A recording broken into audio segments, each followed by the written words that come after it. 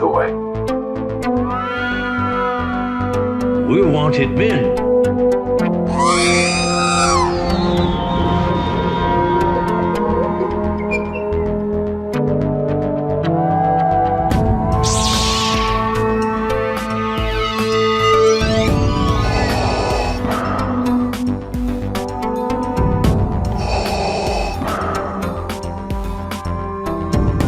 I have spoken.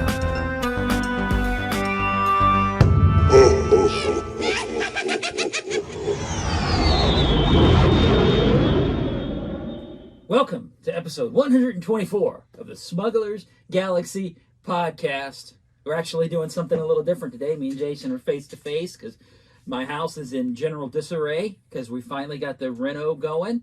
So I decided to come over to Jason's house, or actually, it was decided that I was going to come over to Jason's house, bring my computer, and we'll see how this turns out. Jason, how you doing this morning? Doing well. Just trying to get used to this new dynamic of recording in person and not on the computer. But yeah, we'll be fine. It'll be fun. I got tons to talk about on this episode. I've been looking forward to this one all week. Awesome. How's your week been? It's good. I got a bunch of stuff. I got the R2-D2, the vintage collection with the sensor scope without the actual sensor scope. Oh, interesting. It's the little, it's like the eye that pops out of his head. From Dagobah. It's not the sensor scope, which is like a radar dish. So it's weird that it says with sensor scope and it's without the sensor scope. I guess it's a small complaint. I don't know. Yeah. I got the TVC vintage prototype. What is it? The retro collection prototype Luke Skywalker. Yeah, I see that. So that came.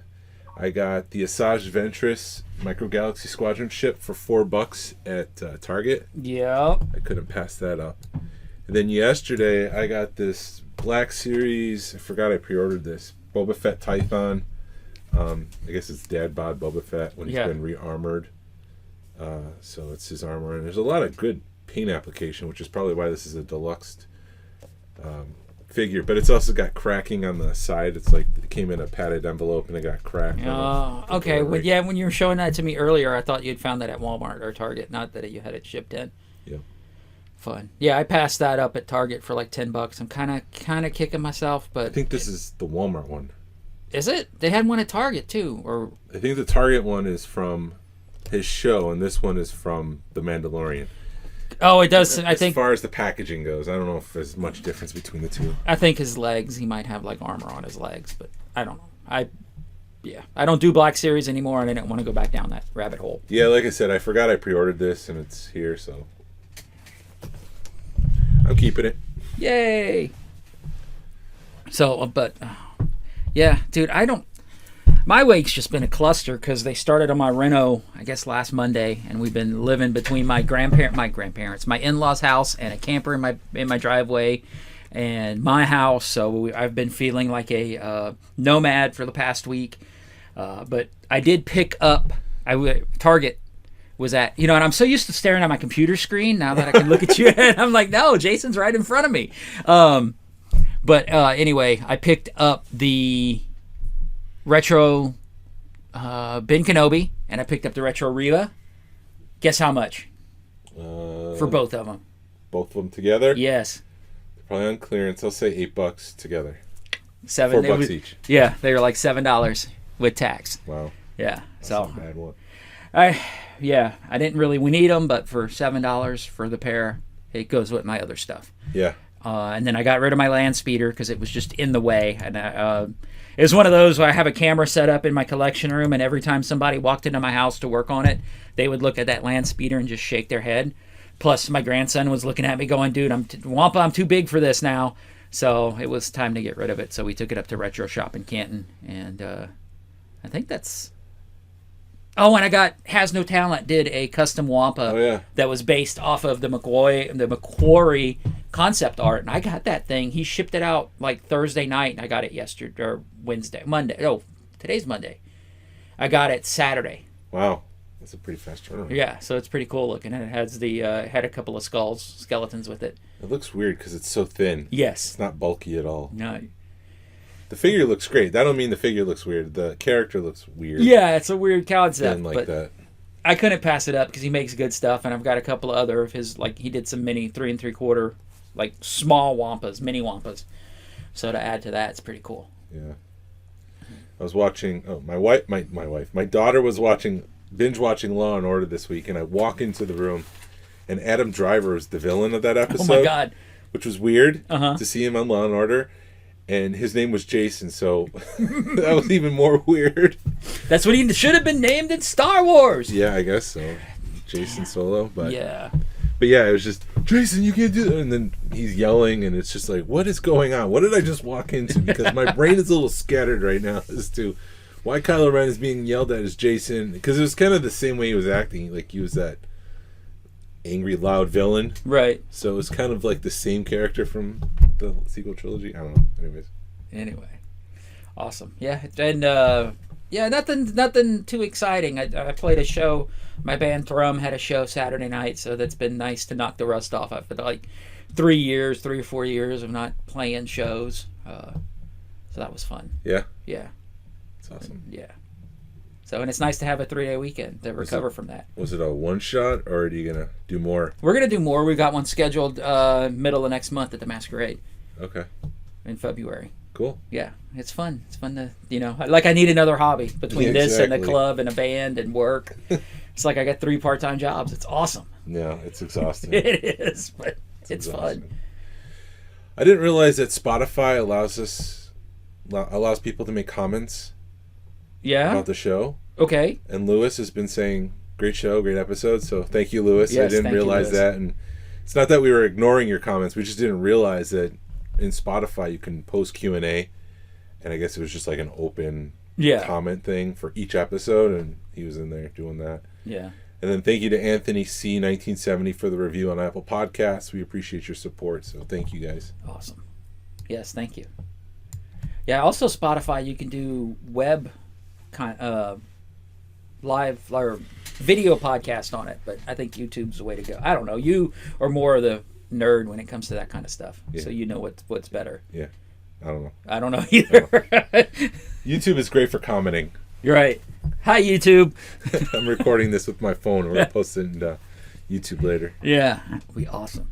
I got a bunch of news, a bunch of just crap that I've been forgetting to talk about, so I'll just go through that real quick. Yeah. The new Micro Galaxy Squadron LAAT, which is the Grand Army of the Republic. What do they call this? It's LAT, but what does LAT stand for? I don't remember. According to Ted of the Smugglers, of the Force of Course podcast, it's like low altitude armor transport. Okay. Well, these are just starting to hit target. There's 4 of them. Plo's Bros, which is Plo Koon with 2 clone troopers on the side. Crumb Bomber with Salacious Crumb holding a bomb he's about to drop. Separatist Nightmare, which is a green version of the ship, and the Coruscant Guard gunship, which is a maroon colored one. These are selling for $60 to $100 already on eBay. Jesus. I saw $100 on Macari. That's crazy. And of course I know which one you had to grab first. Salacious Crumb. Yes. That is, let me look at that. I seen them in the store, but I haven't, I didn't pay attention because it was late, and I was just like, okay, Jason has these, I'm going to go on. And Plo's Bros, which is another cool one.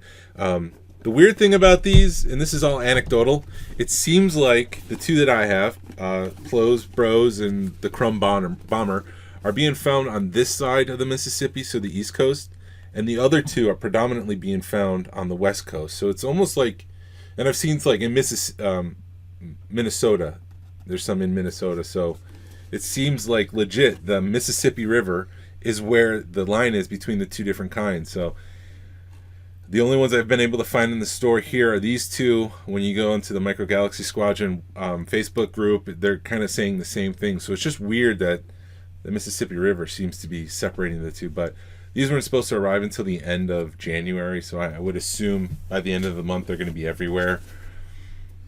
Yeah, and the only other complaint I have is look at the guns on the speeder bike. I've seen. They're backwards? They're backwards.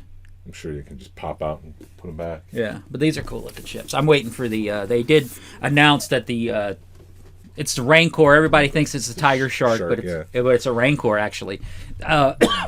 excuse me, I don't know when it's coming out, but they did announce it. So I don't know what the particulars are about it, if it's going to be a normal release or like an ultra rare Comic-Con exclusive. But yeah, I was speaking of Comic-Cons, I was kind of upset because the Back to the Future cast is going to be in Portland. So it's like Marty McFly, it's Doc, Lorraine, and Biff. All those guys are going to be up in Portland, and I was like, Mandy was like ready to book a trip, and we have a buddy that lives up there, and she messaged him and was like, hey, can Glenn crash on your couch? And he has family in town, so he couldn't do it. And then he was like, don't waste your time on that con because it's canceled the last few years, and so I'm going to wait and see if there's another con closer. But yeah, is it canceled because of COVID? I think so. Okay, but I don't know. Things are starting to go back to normal, so I would assume we'd be hosting cons like that. Right. I don't know. I mean, Saturday night was great. We had a bunch of people out there, so it does feel like we're over the hump as far as COVID goes, which is awesome. I've seen on social media a bunch of face characters. I say a bunch. It's about 2 or 3 are leaving the Star Cruiser. Really? Yeah, it was on TikTok, and they both kind of appeared independently. And it was the way they presented it. The 2 that I saw, and I heard that there's more out there. It was almost scripted. Like, I had a great time. It was the most challenging, but it's just time to leave. And they both kind of said the same thing. It was an extended, like 2 to 3 minute clip. But I know the Star Cruiser, they had 2 dinners a night. Mm-hmm. They've only gone down to 1. Wow. Because there's just not the demand for it, and they don't need to have 2 different dinners, so they can cut back on servers. So I'm not sure what's going on with the Star Cruiser. Something weird's happening. It's weird that the 2 that I saw left, and they kind of have a scripted response, almost like Disney says, like they had a following or something like that. So you need to let people know I'm no longer here. This is what you need to say. So I don't know if they're making cutbacks, changing things up. I've seen the YouTube warriors who just are looking for clicks saying that this is going to turn into a dinner theater, which is possible, but maybe it's just one overnight experience. I don't know, but it's expensive. I would be cool if they cancel it, or not cancel it, but either did I've heard rumors or people talking, what if they did a dinner theater type thing, or they did, will you go on it for 12 hours? Would you pay $500-$600 for a 12-hour experience? Or, and I think about it, it'd be a heck of a lot easier paying the $600 for a 12-hour experience than paying $5,000 for a 48-hour experience. Yeah. So maybe they're doing something like that. Maybe they're doing the cutbacks. Is it big name characters that they're? No, it's like some guy with a guitar. I don't remember what the other character was. So it's not like the captain or anything. No, it's not the captain, or it's just more the peripheral characters. I know. One good thing that Disney's did the last week, they did cut out the having to pay for parking when you stay on a resort. So that's nice. And they announced it, and they did it like that night. They were like, okay, at noon we're announcing this, and at midnight you don't have to pay. It's a step in the right direction. Yeah. There's still much more they need to do. It seems like they're trying, but I know they can't reverse everything in a day. Yeah. You got to fix things. So it seems like Disney's doing the right thing, and we'll see. Yep. Yeah. Just wanted to talk about some of the movies that we might possibly get. There's news out there that Damon Lindelof from Lost and Watchmen and The Leftovers is working on sequel-based movies. It's kind of wishy-washy. There's not a lot of facts. I don't think it's a sequel to the sequel trilogy per se. I think it's going to take place after the sequel trilogy, so in a sense it is a sequel of the sequel trilogy, but it's not going to be part of the Skywalker saga. And I'm down for that. So I'm looking forward to just new. I want to go back to the theater, and I want to see Star Wars on the screen. Right. Patty Jenkins is off of Wonder Woman 3, so hopefully she's going back to Rogue Squadron, and we'll see that. Rian Johnson still is working on a movie. Yeah. But he still has to finish Knives Out 3. He's got the Netflix deal. Oh. But he says he still talks to Kathleen Kennedy. Taika still has his project, but I'm not sure. There hasn't been a lot of news after Thor: Love and Thunder. Mm-hmm. That movie was kind of a step down from Ragnarok. Right. And I don't know if it was just too silly or what, or if he needs to refocus this movie because there's not a lot of talk about it. So. Right. I enjoyed Love and Thunder. I mean, you got to go in expecting a movie like that, knowing what you're getting into. Don't expect like action and stuff, and you get a silly movie. But if you're expecting a silly movie, it was a good movie. Yeah, and there was no straight people in that movie, and by straight I mean non-comedic people. Right. The straight man sort of was Gotcha. the common phrase. I don't mean LGBTQ. I just felt like it was too many silly people in Thor: Love and Thunder. Gotcha. And so if he needs to refocus his movie, that's great. And there's also rumors that, we've talked about this, Filoni and Favreau have something in the works. But I don't know if that's a Disney Plus movie or if that's a big screen theater movie. Either way, Favreau and Filoni making a movie together is a slam dunk. Right.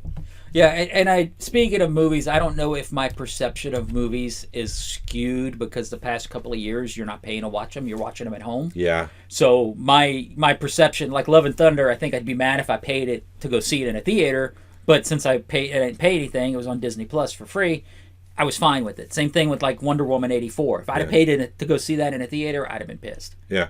But it was free in my house, and I had 2 hours to kill, so why not? Yeah, it's definitely playing a part on the streaming stuff because it's changed our habits. And going up to the winter social and having people over for Thanksgiving and stuff like that, I just never made it to the theater to see Black Panther. And it got to the point where I'm like, well, it's going to be out on Disney Plus in a month and a half or so. So why spend the $50 to $100 taking the family to the theater? I'll just wait for it to hit Disney Plus, which... Right. I mean, Disney Plus just lost out, or Disney itself just lost out on possibly $100 because I'm waiting. Right, and times how many people? Exactly. Yeah. Well, I mean, and it's going to stream Wednesday. It's starting streaming Wednesday. This Wednesday? Yep. See? I don't even have to wait. Exactly. That long.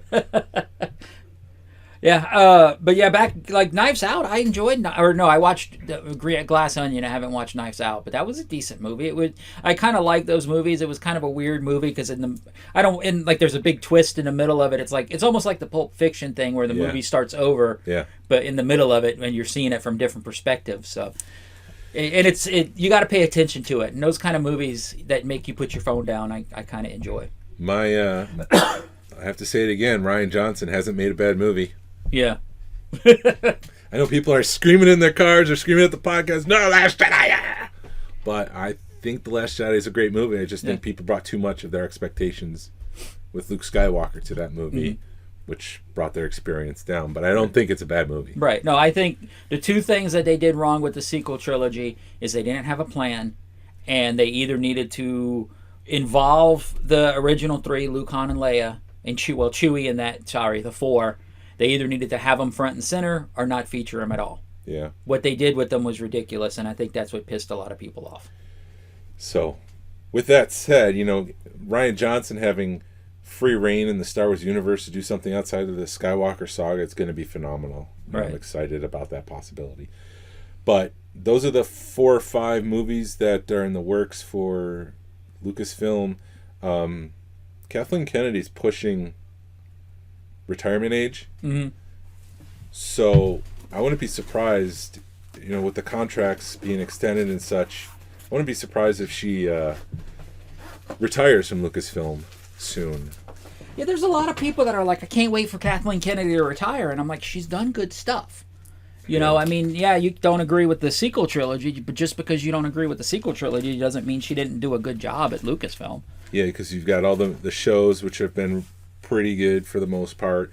Rogue One, Solo, which were phenomenal movies in my opinion. The Force Awakens was great. I enjoyed Last Jedi. Rise of Skywalker is the one that we'll just move past. But I think with Rise of Skywalker, they tried fixing too many things. Yeah, absolutely. It was too late to turn the ship around because they didn't have a plan. We won't go into that. But, right. But the question is, who's going to replace her? And I don't want Favreau to replace her. I think he's a great content maker, and it would be a shame for him to take that role, and we lose out on The Mandalorian and this whole thing that they're building up in the 5 years after Return of the Jedi universe that they're doing. Right. I don't know who would do it. Feige. There's been rumors Feige might do that, but he's got his Marvel thing, and Disney might want to make sure that he can direct that ship because there's so much riding on the Marvel Cinematic Universe, and he's been the architect for that. So I don't think he would switch over, Right. but that stranger things have happened, I guess. Yeah. I guess we'll see. Bad Batch. I'm enjoying it. It's been fun. I didn't like the first two. Really? I didn't think anything special about it. Mm-hmm. It was just another heist. They ended up right where they started. That one didn't work for me, but episode 3 I thought was a slam dunk. Right. Yeah, episode 3 was good. I kind of like when they do the single episode arcs, and Yeah. it's and it's as far as the heist goes. Yeah, it's following, I think, the formula for every other show that's like the Bad Batch, where like the A-Team, for example, that's the first thing that comes into my mind. Yeah. Where it's like you got to go find something and they got to close it in an hour. It's like the old school '80s TV shows before we had DVRs and stuff. They had to make those dumb because they wanted it to where if you come in, you get home at 7:30, you can turn the TV on and you're like it catches up real fast, so you're not missing the whole episode. So I think it's that same kind of formula they're used, at least for the first 2 episodes. And then the Crosshair, you can kind of see an internal struggle with Crosshair, but he's like, I'm a soldier, soldiers follow orders, and that's it. Yeah, the ending when Cody, that was the surprise that Cody was back, Commander Cody, but that he went AWOL. It seems like everyone around Crosshairs is abandoning him for what is right rather than the soldier follows orders, and that's the hard line that Crosshairs follows. And it's interesting to see people just kind of drop out from him and say, no, this is wrong. Right. And so he's got people he's close to over and over again saying this is wrong. So it's an interesting setup for his character arc, and I just felt the first 2 episodes was like filler. Mm-hmm. You're starting the season with filler. But I thought maybe episode 3 should have been the first episode to kind of set things up. Right. Well, they had to, I guess, set expectations or whatever. I mean, yeah, it was filler, but it was a reset. I think. Yeah. The first 2 episodes, because you learned, okay, Omega has grown, and you got to see them all in their new armor, and there's definitely a time jump, but you don't know how big of a time jump. Yeah. You don't know how fast Omega's set to grow. Yeah. So, did you catch the Easter egg of the Boba Fett helmet in the background at Sid's? No. There's a prototype Boba Fett helmet in the background. Oh, was there? Yeah. That's interesting. I'll have to go back and watch that. So now there's rumors that like Omega's going to don the Boba Fett armor. That'd be pretty cool. Yeah. I'd be all for that. I like the new Stormtrooper helmets, like the proto early version. Yeah. And I was like, what is that? What are they trying to signal? But then later on, they called out the defense recruitment bill, which sounded like it would replace the clones. So I think these are recruits, non-clone recruits, that are donning prototype Stormtrooper helmets, and they become Stormtroopers. They're not clones anymore. Right. I think that, I agree. I think that's what they did was they had, okay, these are the clones, and they've got these helmets, and then the Stormtroopers are these guys. So you've got 2 different things. And it did feel, at least on the 3rd episode, that they were definitely saying a lot more clones. They made a point to feel like clones are starting to go AWOL because they don't agree with the Empire. Yeah. And the clones war is the clones possessive war is over. Right. And so they're kind of without a cause, and they're just doing what they've always done, but it's not what they need to be doing anymore. I don't know. Right. I'm not making any sense there. No, you're making sense, but yeah. Their time has passed. Their purpose has passed, and they're looking for new purpose in the galaxy, and maybe they're like, war's not it. Yeah. We're done with war. The thing that we were created for is over. Right.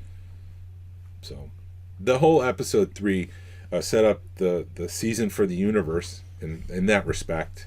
And I mean, like, it's the universe at large. What's going on in the Star Wars universe in this time for the clones, which I thought was interesting. And the whole Crosshairs arc, I thought, was more interesting than what happened in the first 2 episodes. Right.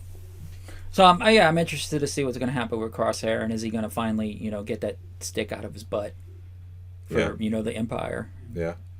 But did you finish Willow? Yes. What'd you think? I'm trying to. Once I got done watching it, I'm trying to look at it through your eyes, where you're like the bad or the sloppy writing in it. I enjoyed it, but the only part that kind of, as you looking at it through your eyes, was like, why did he have to break his staff? He didn't have to break his staff. He could have just handed it to her. It's a little bit over dramatic, but I enjoy. The battle was great. It was a good. I enjoyed the series. It does feel like there's going to be 2 more seasons. The way that with the closing credit scene. Yeah, it seemed like they were setting up. Yeah, there's just season 1 of 3 seasons. I thought I liked the first episode and I liked the last episode. Mm-hmm. So it makes me think this could have been a Disney Plus movie. Right. And I probably would have enjoyed it because it would have been tighter. The writing would have been better, less filler. Mm-hmm. So. I enjoyed it. It felt like, there were some subtle teas, like Laura Dannon's, her hair seemed to be getting redder. Yeah. And then they had like a flashback scene, and then all of a sudden it's yellow. A blonde again. So you're like, okay, I'm not imagining that. I don't think it was blonde. I think that was the bad guy taking form as her to trick the other dude into following him. The worm? Okay. I think the worm made itself look like a Laura Dannon with the short blonde hair. I don't think that was her. No. Like in the wedding scene. In the wedding scene, it was blonde. Oh, okay. Yeah, okay. Sorry. Yeah. I thought you meant the end. Yeah, but the end, that was totally the worm or totally somebody else. Yeah. That was... It was good. I felt bad for the wizard because you were just like, all right... his story's just beginning, but now you realize you got a totally other opposite end of it because he's not really dead. Yeah. He's just in Hades or Purgatory or whatever they want to call it. Yeah. That weird universe. Right. But yeah. Yeah. And I don't blame him because if she showed up to me dressed like that, I'd follow her too. Okay. That's creepy. She was like all in leather and stuff. It's a little cringe. Speaking of cringe, Hasbro held a Q&A this week with a bunch of fan channels.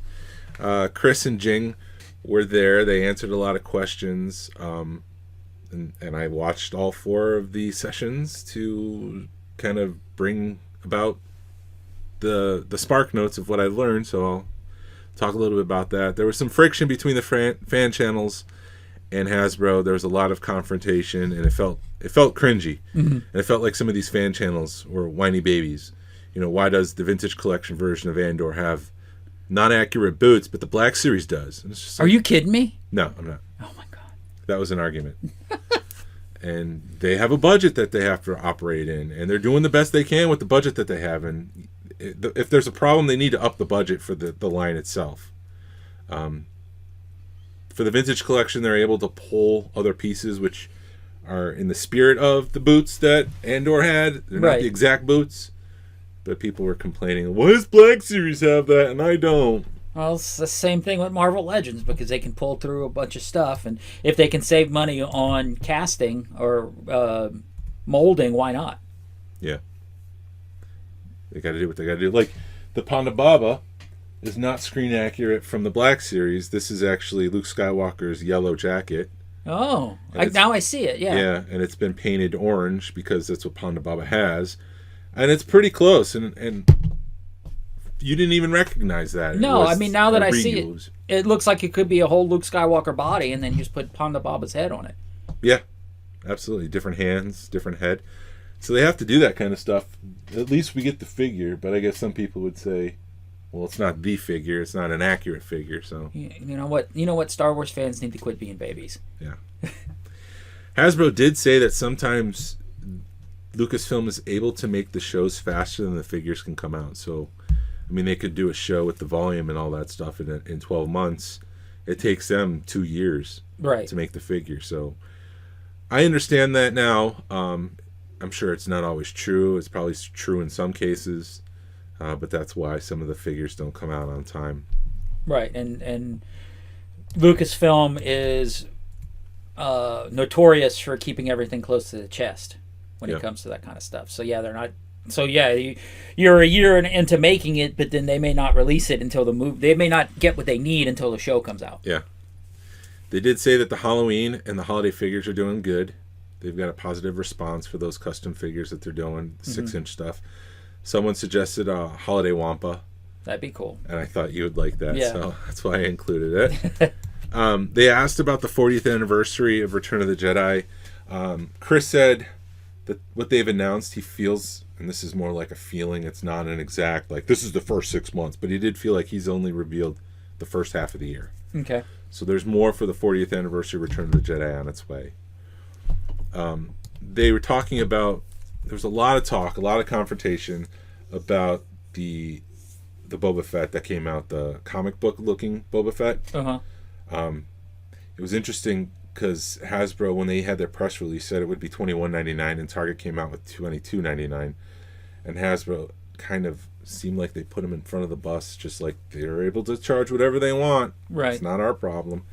So, but they did say that it's not a straight repack.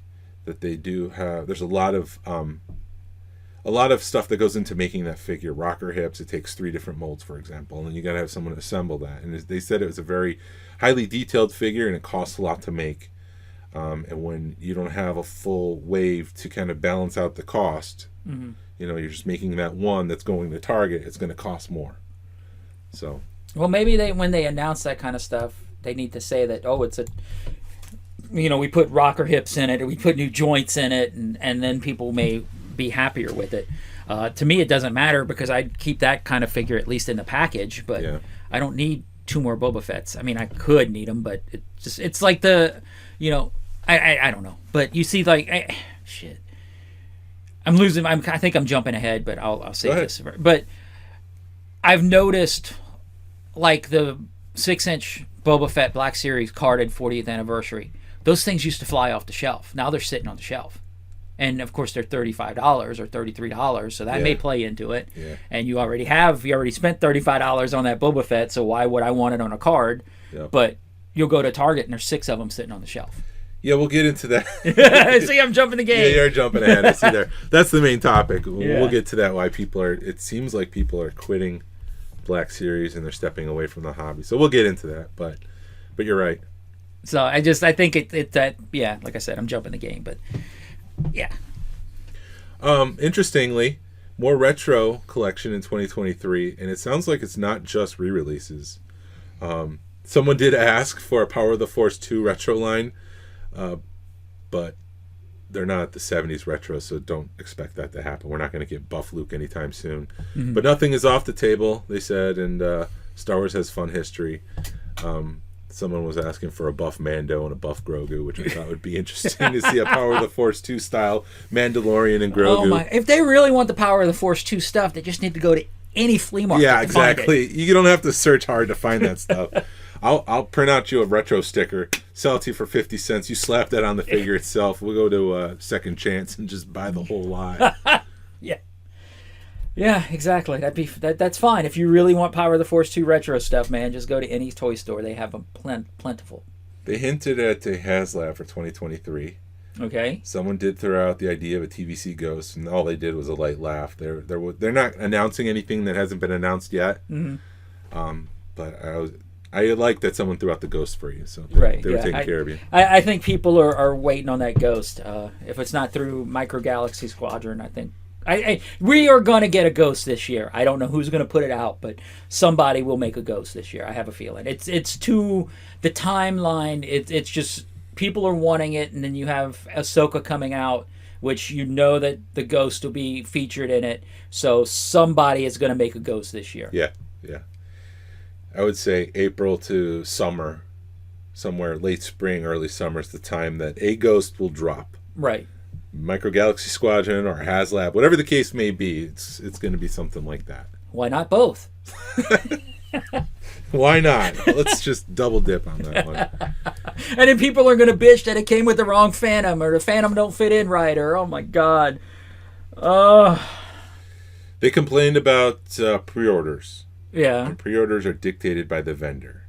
They allocate numbers for pre-orders. So if they're ordering 10,000 figures, 5,000 of those figures are pre-order. Okay. And then the other 5 are, and this is not what they said, this is just me using it as an example. The other 5 will be used when the time comes. So if it's January 31st, they've already sold out 5,000 pre-orders, and then on January 31st, they're going to use the other 5,000 to sell on their online store.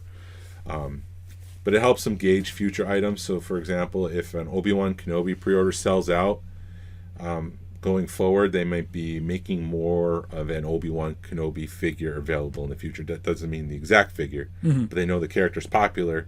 So instead of 10,000 figures, we need to do 15 for the next version of Obi-Wan. Gotcha.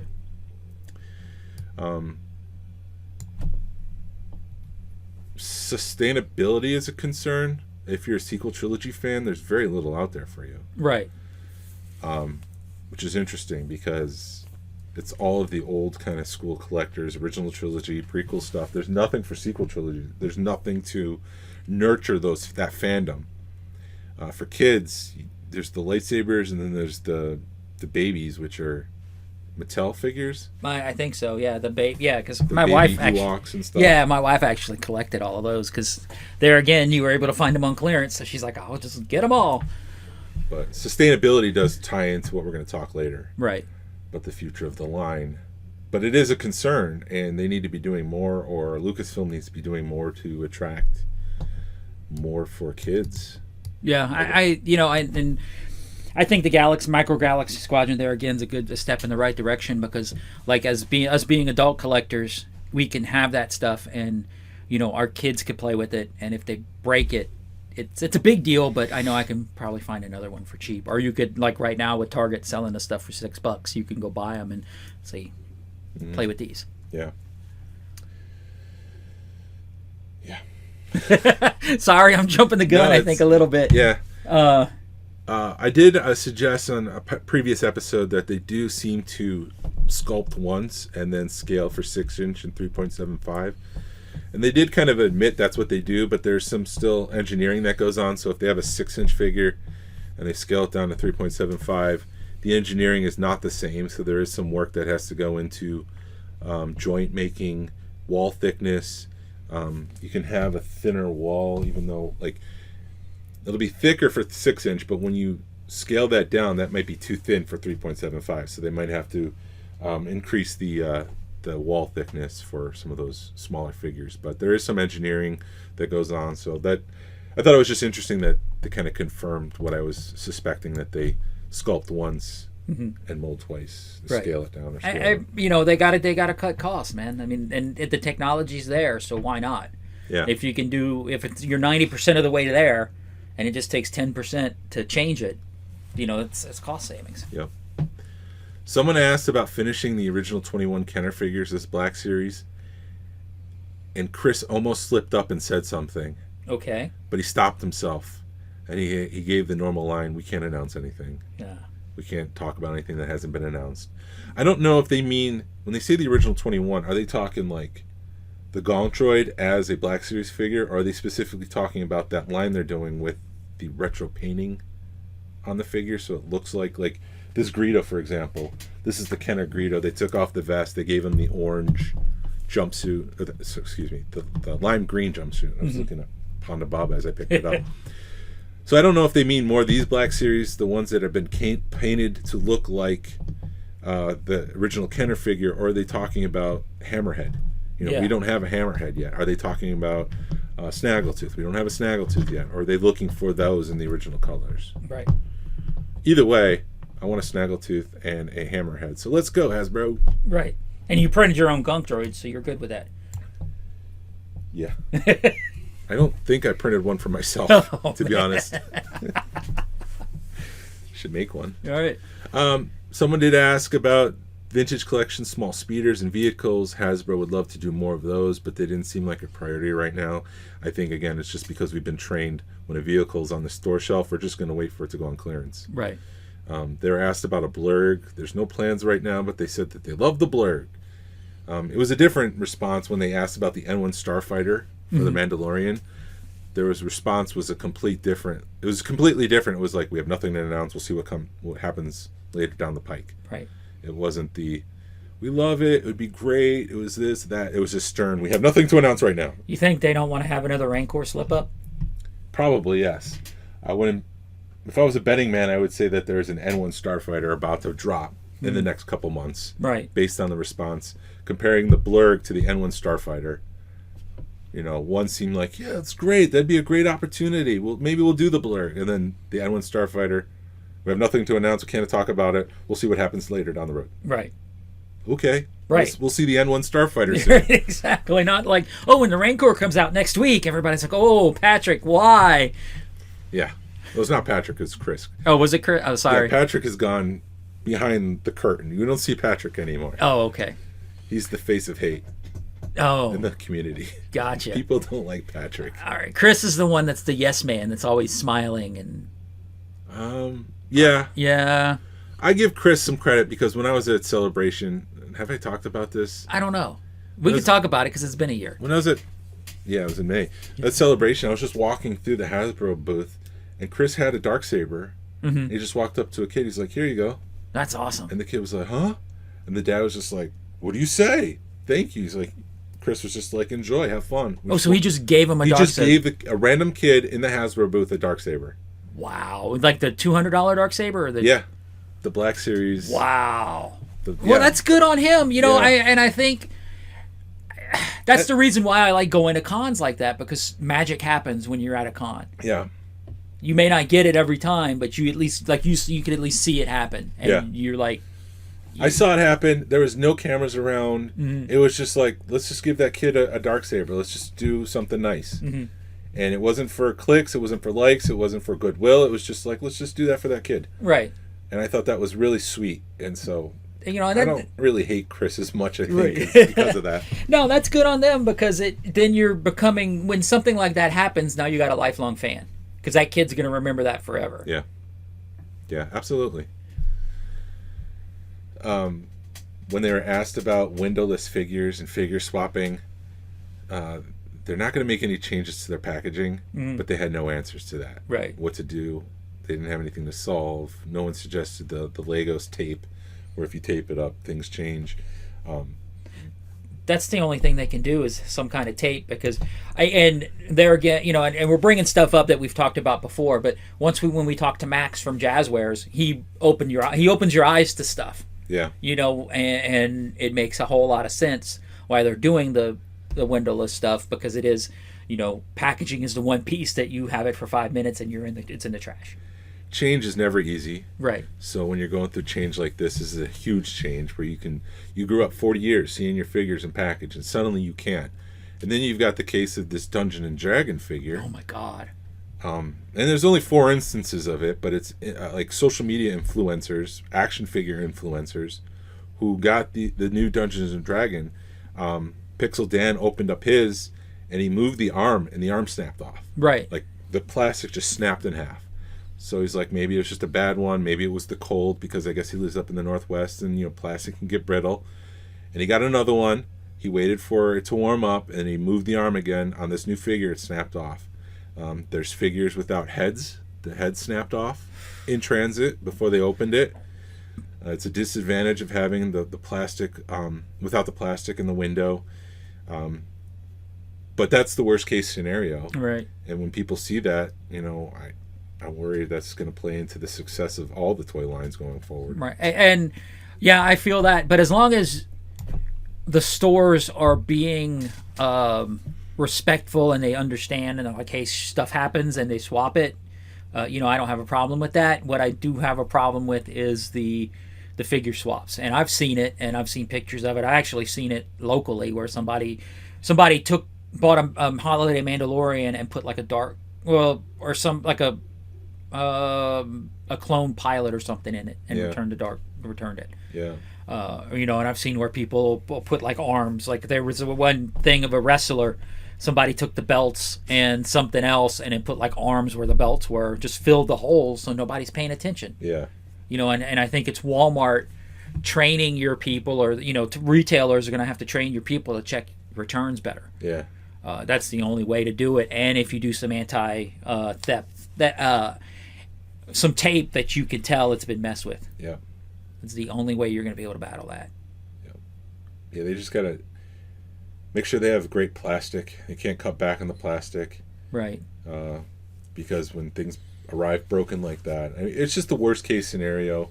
And I don't think collectors want to see that. They want to see a positive experience with this new packaging. So, someone asked about an A-Wing, a Black Series scale A-Wing.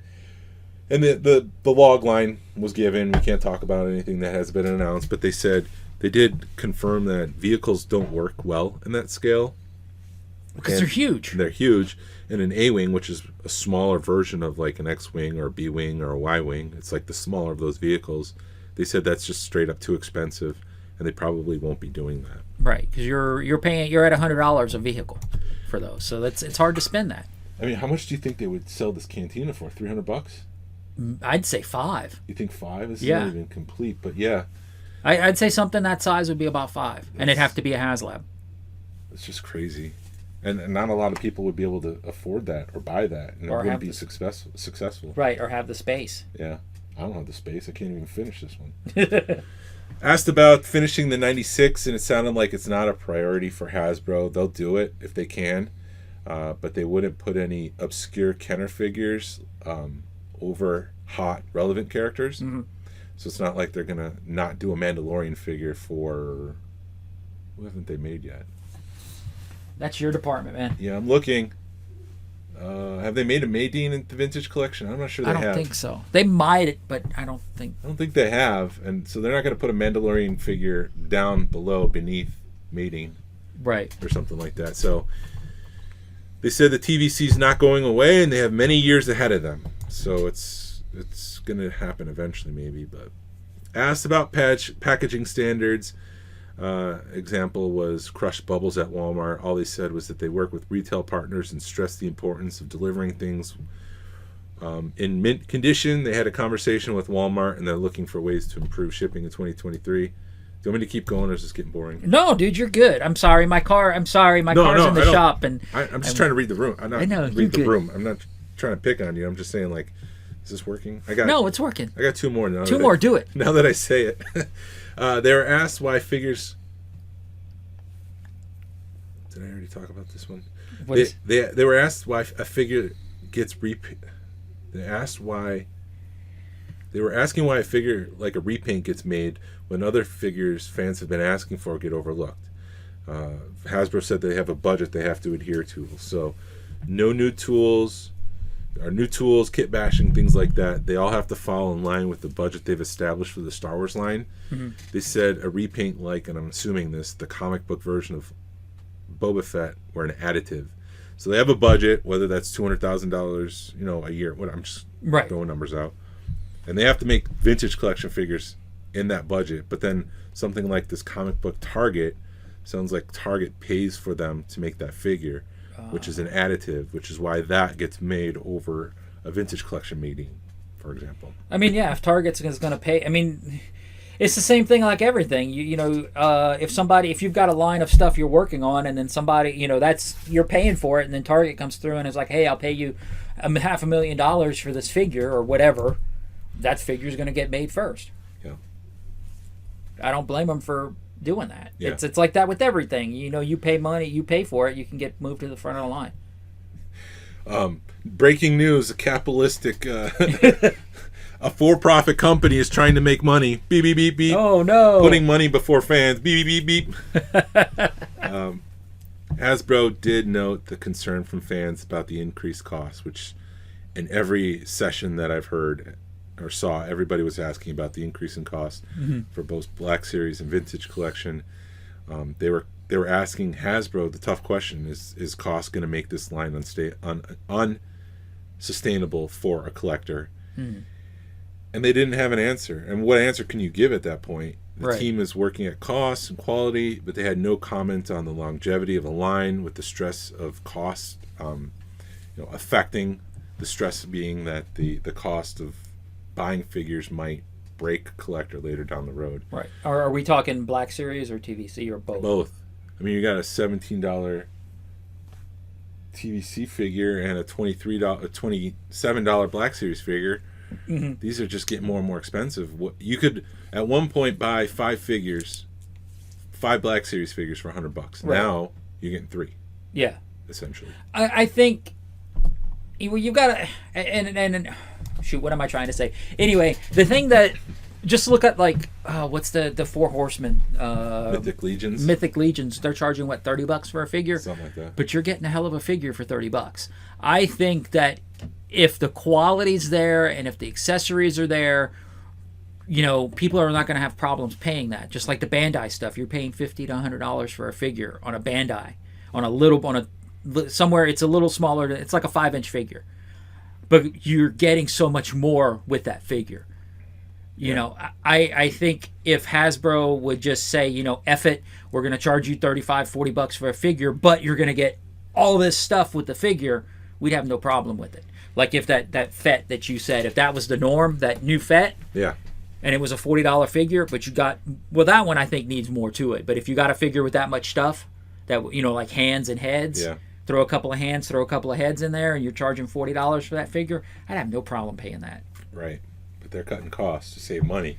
You're not going to get that. No, well, that's what I'm saying. They need to say F's cutting costs. Let's up our price and give them more. And people would do it. People would gripe, but you would also look at the packaging and be like, okay, I'm getting all this extra stuff. Yeah. And I'd be fine with it. I wouldn't buy as many, but I'd be more happier with my purchases. So that last question leads into the topic of the week. Yes. Which is, so I've noticed people starting to back out of buying Black Series. Mm-hmm.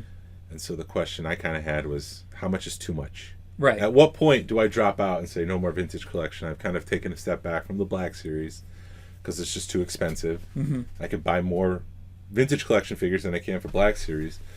But what is the breaking point? And we kind of put that out to the audience too. We asked it on Facebook. We got tons of responses this week. But to reiterate, the way you approached it was the hobby in general, not just TVC or Black Series. It's like, when do I step away from collecting as a whole? Yeah. To reiterate stuff. But we got some really awesome responses. We'll get into that. I also wanted to talk about age, which I don't think gets looked at enough. Right. Because it seems like the younger kids are not buying the figures. I know some do. Right. But I don't know if it's a big crowd like it is today for the older generation. Right. I think at one point we had like 25,000 collectors buying action figures, and that's since dwindled to about 15. Mm-hmm. And I don't have any faction figures. I can't point to look at this, article that says it happened to decline. I don't know. I lost my train of thought in trying to say that sentence. But it does seem like there's been a decline in the number of collectors. The costs are going up. Why are people leaving the hobby? Or if you haven't left the hobby, what's it going to take? Right. Going back to age, that's where I was going. So if you're 45, so if you were 10 years old in 1977 when Star Wars came out, and you started buying the action figures, today you're about 55? Roughly, yeah. So you're about 10 years away from retirement. So you have more discretionary income, but are you going to be collecting when you're 65 in 10 years? And going on down, so does that mean that we have about 20 years left of the hobby, and the younger generation will take a left turn and go somewhere else? I don't know. And these are some of the things that I've just been questioning in my head. I don't know if we have any answers to them. I don't have any answers. I mean, are we going to go the way of model trains and model cars, where there's still people that do it? But it's more of a niche. But yeah. I think that may be the answer. But Star Wars, I don't see Star Wars going anywhere as a whole, because with Disney powering it and them having lands, in their theme parks for Star Wars I don't think is going anywhere. It's like, I think Star Wars and Pixel, is it Pixel? Who it's Toy Story. Pixar, sorry. I think Star Wars and Pixar are kind of on the same level. Yeah. And as you don't, like Toy Story, you still see the Toy Story characters, but then they're developing more stuff. So maybe at a Star Wars will get to that point where you're still seeing more Star Wars stuff, but it's, you're getting away from the main characters, which I think that's where they're going. Yeah. Maybe. You were talking about movies. I'm thinking about the Lego movie, which was a phenomenal hit. Lego Batman came out a couple years later, and a couple years after that, Lego Movie 2 came out. But that didn't perform as well as the Lego Movie, and some might say, well, it's a lesser movie. Others might say that the audience from the Lego Movie grew up, right, and they were too old to see the Lego Movie 2. Which, if you apply that to Star Wars, maybe people might get too old and age out. If Hasbro's starting to dwindle the budget because they see that it's not as strong as it once was, the brand is not as strong, that's a sign right there that perhaps that the hobby's winding down. I don't know. Right. The modern line. And like you're saying, like, because you're going to have a gap, I think, because like all the kids now that are like your kids' age, that are like in their early teens, they're gonna probably go out of it in their teenage years. So then you're gonna have another 10 or 15 years till they start having kids, and then they're like, oh, I want to get my kids into what I was in. So I think there's going to be an ebb and flow. It may be a 5 to 10 year, where things go to crap, and then all of a sudden they're back. Yeah. Unless the kids that are 5 and 6 now, then you're going to have generations liking Star Wars. So I think that's what Hasbro's kind of trying to do, or Star Wars rather, where they're like with the dolls and with the whether it's not Galactic Heroes anymore, but with the stuff for the younger kids, and then you've got them till they're 15 or 16. And then at that point, the people that were out 10 years ago, now they're having kids, and their kids are it's got to be a perpetual wheel type thing that Hasbro needs to get. That I could see them trying, but they need to do a better job, or they're trying to do a good job. Let's look at the generational differences. Whereas we prefer to buy video games, right? And kids today will just download the right to play the video game on the Xbox. They're not buying a physical disc, right? Same thing with DVDs. They'll just buy it off of iTunes, and I prefer to still go to Best Buy and get the physical disc because then I feel like I got something with my money. I think that's going to play a part to the success of Star Wars. Kids, younger generations don't seem to want to have the thing. They're good with the digital asset. Right. Well, I mean, that's happened in the music industry. It's cheaper to go spend $12 a month on Spotify than buying the physical copy, but there's also been a regeneration or a resurgence in LPs where people will pay $50 for an LP, an album. They may never play, but they're like, I've got this really cool artwork. Right. And you're right. I don't think people are going to have rooms like we have full of Star Wars stuff. They may have a shelf. This will be a niche someday. So Black Series, do you think $40 is too expensive for a single Black Series figure? If it's one guy, if it's a Guido with a gun, yes. Greedo with the gun, yes. Yeah. It's too much money. If they're going to put extra heads and sculpts, I think that is too. Fett? They needed extra hands and extra heads. If they were to put an extra head in there and an extra set of hands, then you're where you need to be with that figure. Yeah, we're talking about the Tython Boba Fett. I see that they just on the backpack, because Han hits the backpack in Return of the Jedi and breaks it. Right. In the show, they put a steel Band-Aid, for lack of a better term, right now, over it. This, they just painted the steel on it. It's not even a raise. It's just they reused the old jetpack and they slapped some silver paint on it to act as that patch. But it's not a raised patch on the...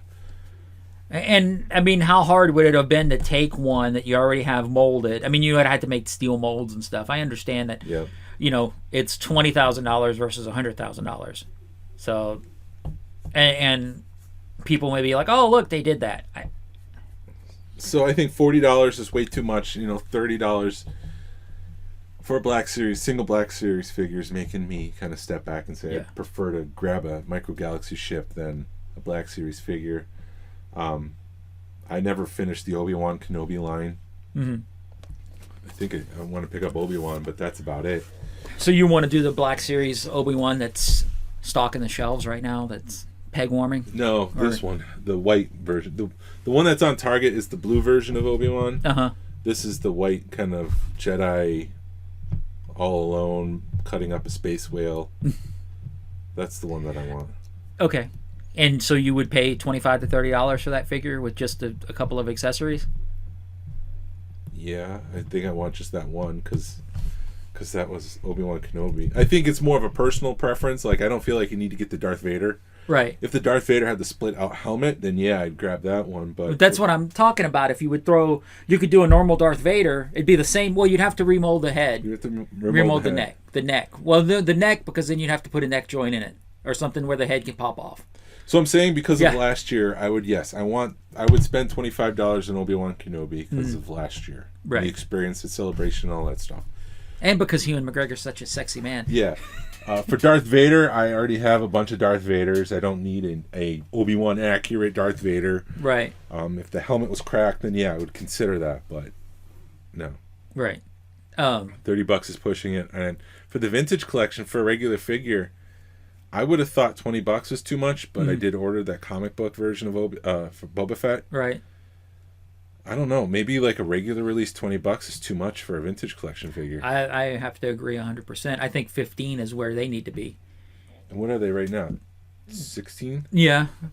I think they're pushing it on the regular releases. I'll pull up Hasbro Pulse real quick, but yeah, it's just getting to be more challenging to collect the things that we like modern wise.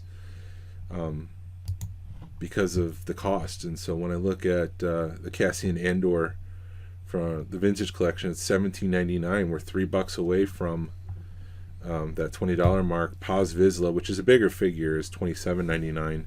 The Skiff Guard is $16.99. So it's pushing it. It's pushing. But I mean, that Paz Vizsla's got a lot more stuff to it. It's a lot more plastic, and it's got more accessories, right? Yeah.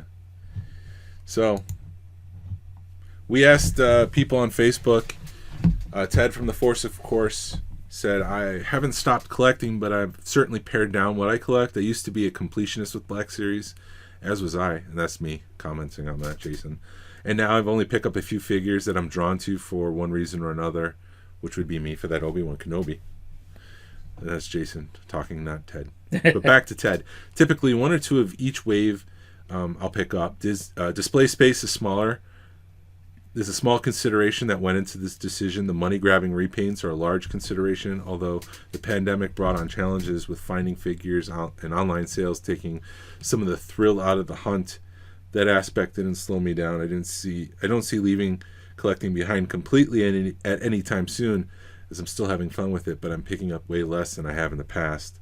And I said that cost seems to be a theme, based on what he was saying, then also what people were saying in the Hasbro Q&A. And he came back and said, cost has been a factor for a couple figures for me. Cobb Vanth comes to mind. I don't feel like a figure that I wanted to pay. Didn't feel like a figure he wanted to pay $35 for. But he caught a sale much closer to the cost that he would, so he picked that up. As long as he can get a figure under $30 and it's a figure he wants, he'll add it to his collection and keep buying. Yeah, I have to agree with that. That Cobb Vanth I was excited about because that character was so awesome in Book of Boba Fett and then or Mandalorian, whichever. Well, he was in both of them. And then when the figure came out, it was a downer on that figure. And there again, it was a $35-$40 figure. Yeah.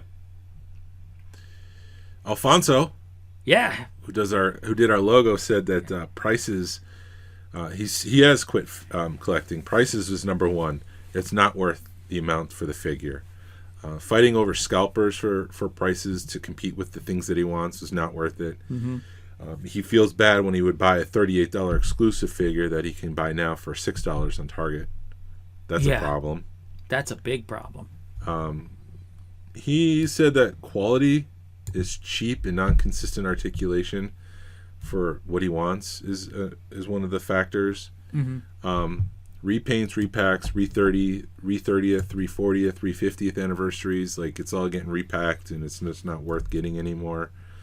Prices compared to AEW, WWE, Marvel Legends, or even McFarlane are way cheaper and better quality. McFarlane even does 7 inches, so I haven't compared cost between other figures. I'm just so focused on Star Wars, but I guess I can't comment on that one. But I think it has to go back to licensing because they are paying probably a 10 to 20% licensing fee for Star Wars. Yeah. And George Lucas, well, now it's Disney, but George Lucas was not going to let Hasbro get the best of them like he did the first go around. Mm-hmm. So, but yeah, I agree because it does feel like Star Wars. You're paying a premium for everything Star Wars. You know, I have a Nixon Boba Fett watch on, for example. This watch without the Star Wars, let's say it's $100 watch without the Star Wars, but it's $120 watch because they put a Star Wars you got the Boba tax or the Star Wars tax on it. So you feel that Star Wars is always something more expensive. It's always more expensive. He also said too much variation in card variation, color variation, etc. So when he says color variation, I don't know if he means like the carbonized version, but I do agree with the card. I think we don't need to archive anymore.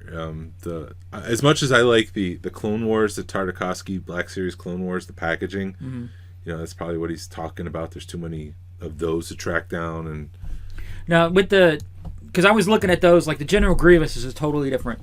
Is that It's the same Grievous. It's got a different paint scheme to match what was in the cartoon. But like the Samuel L. Jackson, the Mace Windu, that they just put armor on him, right? Yeah, same head, but those those are characters we haven't gotten in that style, so why not buy it if you were into it? Yeah. But it's hard to justify buying something just because I like the card back. But I know people do that. Do-do.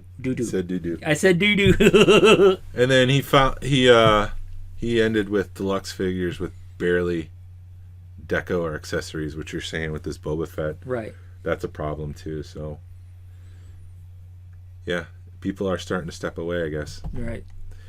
Tim Deal? It's been a while since I've seen Tim. I think last spring was when I saw him when he did the painting, the Yoda painting for I saw him at Toylanta. Yeah, he said he stepped away, but for a lot of reasons. He's been collecting since before there were Kenner figures, and it's been a fun ride. He stopped buying figures when they passed the $10 mark. Wow. Which is, 20 years ago? Probably. That's a long time. Yeah. He's an opener and an army builder. He's got about 600 stormtroopers. That was easy to do, and they were $5 or less. But the rising cost has been a complete factor for him stepping back. He was all in when the prequels came out. He has everything Hasbro released at that time. He loves ships, which he also army built. Then the prices started going up. The sequels came out, and the flood of toys started hitting shelves like there was no tomorrow. He's never been a completionist, so he doesn't see the point keeping up with all the re-releases. Plus, the Disney stuff is not his cup of tea. So it was an easy pass. Thirdly, I'm out of room. My Star Wars room can only support displays for 1 or 2 movies at a time, and who has the time to swap out displays constantly? Fourth, getting involved with the collecting community has turned him into a boxed seal collector, and that's just not any fun. The fun was the hunt and building dioramas, but I've started selling it all, at least the modern box stuff. I still enjoy the thousands of figures that I've opened, but I don't need any more. Right. So I guess enough is enough for him. Yeah. Interesting. I wonder when I might cross that that land. I can see myself with Star Wars being close to maxed out, but at that point I would go into like Mythic Legions or another brand because I'm or you're at that. I'm definitely at the point where I'm buying stuff where it's either on like super clearance or it's ultra expensive. Buying either like the one piece a year type thing where you're spending $500 to $1,000 on a piece and that's all you buy for the year. Yeah. And that's where I'm at in collecting, or I'm going to go get into Mythic Legions just because I got an itch to scratch. Yeah. And I don't want to do that. I'm fighting that urge. I'm running out of space here myself. Right. And I don't know where to put things. I don't want to start boxing it up, but I guess who needs a couch? I can just sit on the floor and watch TV. Right, exactly. I mean, that's truthfully been one of the most exciting points of my remodel is when I realized that I can move a lot more stuff around and make a lot more room, even though now it's just taking up more of my house.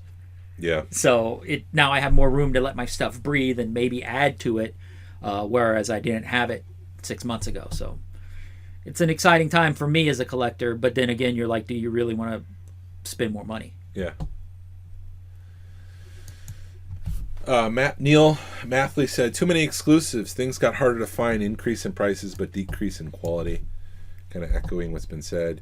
Brandon Zanin said, I stopped at the beginning of Return of the Sith line. Had been collecting since before Power of the Force 2, I think. Did he say Power of the Force 2 or Power of the Force? Either way, still have most of my collections. Just got too crazy and checking in here and there. It looks like it got much worse in his opinion. Hasbro kind of ruined things. My takeaway from that was that the brand has been diluted, which I've heard several people say since Disney's taken over, with everything having Star Wars logo on it, maybe it's too much. Maybe the brand has been diluted and it's gone down a couple levels. It's not the gold standard anymore. Maybe Marvel's gone up and Star Wars has gone down. because of Disney. I've actually enjoyed when Disney first took over because you could find Star Wars everything. Now it's getting a little bit overwhelming, but I'm still enjoying it. It's not like and this is something totally different than the figures. You're like, okay, when you go to buy a spatula, I can get a Star Wars spatula. It's to that point with Star Wars. Yeah. And if I'm not going to pay $5 more for the Star Wars spatula, I'll buy the Star Wars spatula. But if it's $5 more, I'm buying the normal one. Yeah. And I think that's at the level we're at right now with Star Wars, which is not necessarily a bad thing because I don't think you can have too much of it, but it is getting to the point where it is getting ridiculous. Yeah, complete saturation, and it's exhausting. And do you want to overpay for Star Wars everything? Right. Maybe not. Yeah, it's just too much. It's back to that whole where you got to pick and choose what you're going to spend your money on. Yeah. And well, for example, we were at Hallmark yesterday, and I forgot to talk about spending money at Hallmark, but they had a Boba. Everything's on sale. They're having their 70% off sale, so we went and picked up a bunch of oddball stuff that was left over. But they had a Wampa frame, and they want $30 for it. And my I'm like, I'm not spending $30 on the frame. She's like, you're not willing to. You'll spend $30 on something else, just not the frame. That type of thing. So it's where you want to spend your money. Yeah. But then they gave me a 30% off coupon for February, so I'll go back and buy it at 30% off. It's oversaturation, I think. But you have like the stuff like Hallmark that is, they have freaking barbecue tongs that are lightsabers now, which it's kind of cool. But then again, you're as a Star Wars collector, you do at Christmas time, but then you'll have like Burger King cup, not the burger. I'm looking at the 90s Burger King cups, not the 80s Burger King cups, because Jason's got a bunch of them. The cup toppers that you'll get, or you get like the oddball stuff. You don't get the stuff you want. Like if somebody gave me a set of lightsaber barbecue tongs, that'd be awesome. But yeah, I don't know. I'm rambling, but yeah.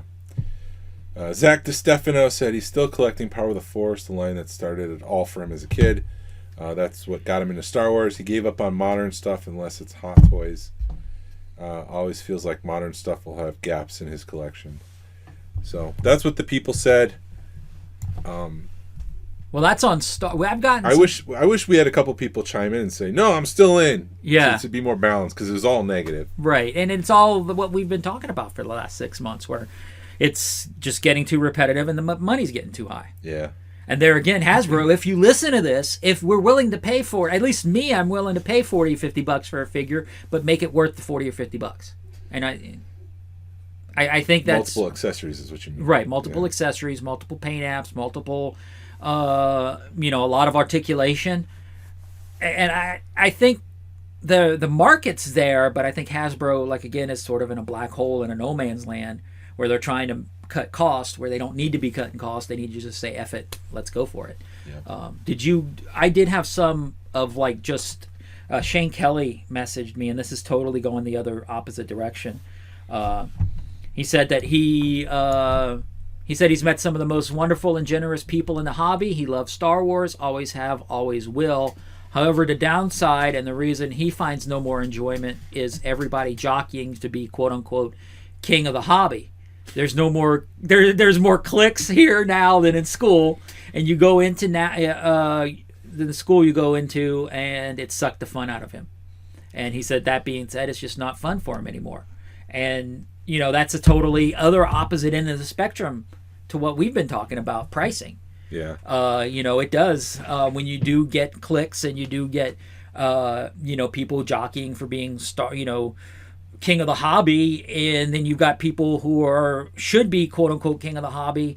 Not that there should be a king of the hobby, but the good people good people always rise to the top, and there's good people that are not jockeying for that position, that are just sitting back there and being good people, and the people are rallying behind those versus the people who are trying to get it through likes and Facebook and doing stuff quote unquote doing stuff for the hobby.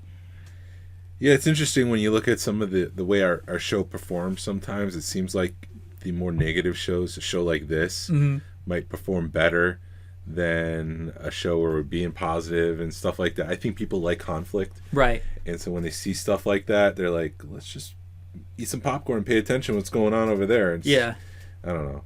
There's no such thing as a king of the hobby. Right. It's just narcissists thinking I need to do something, I need to be important. Right. I am important kind of thing. So I don't know. Right, and you have the people that need to be important that are just sitting back watching the world. Not watching the world burn's the wrong term, but they're just sitting back watching things happen, and they're like, we'll be fine. You know, we'll let these 2 or 3 people fight it out, and then the people who really know what's going on will rally together, and we'll still be here when it goes to crap. Yeah.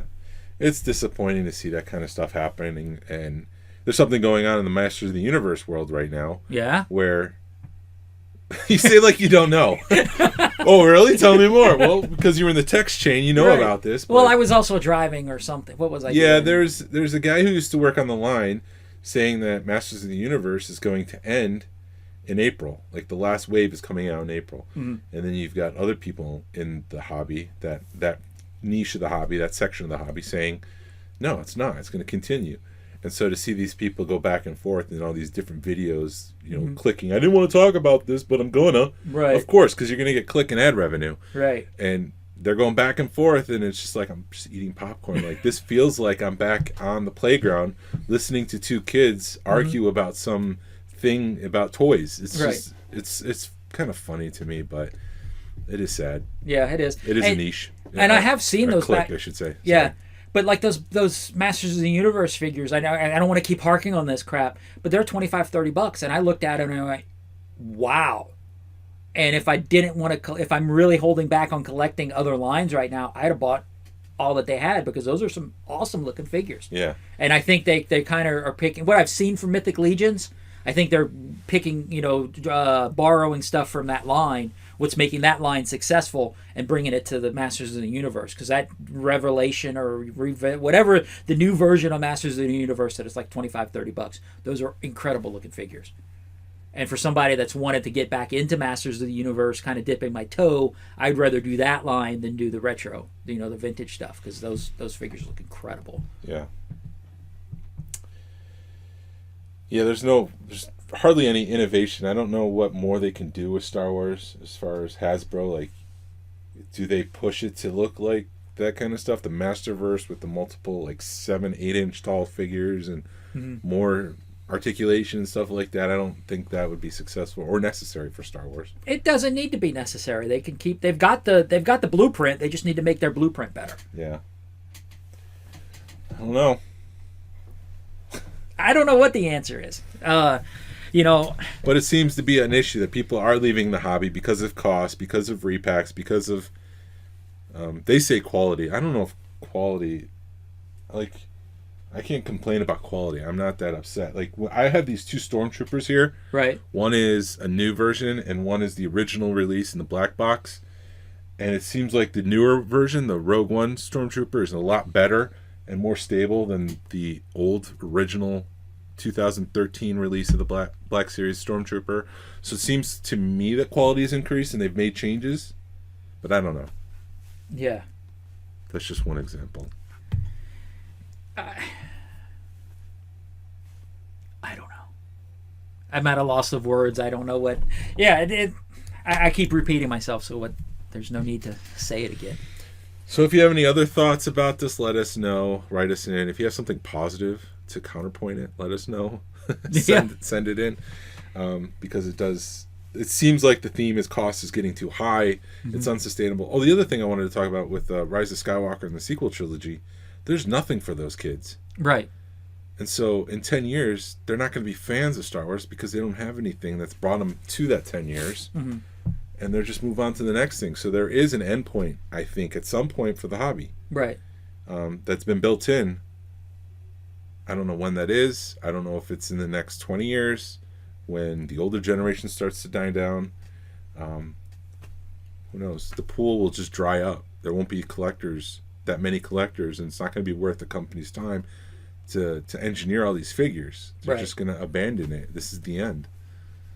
I don't know. Yeah, and I mean, like we've kind of come at it from what's being produced now, but I mean, there's a whole nother level to this layer to this onion, as far as, like, we've already kind of gripped on it as age, people get older, but, there's still, the community as a whole and a hobby as a whole is a totally different onion than what's being produced. Yeah. And maybe in 2024 Hasbro does something where they have like all A-list figures, everyone's happy with it, and it turns the hobby around. So maybe things will change and it might continue on for 30 years. Who's to say? It's just right. There's a bunch of stuff. Yeah. I'm trying to be positive towards the end here. Anything else? No, I think I'm good.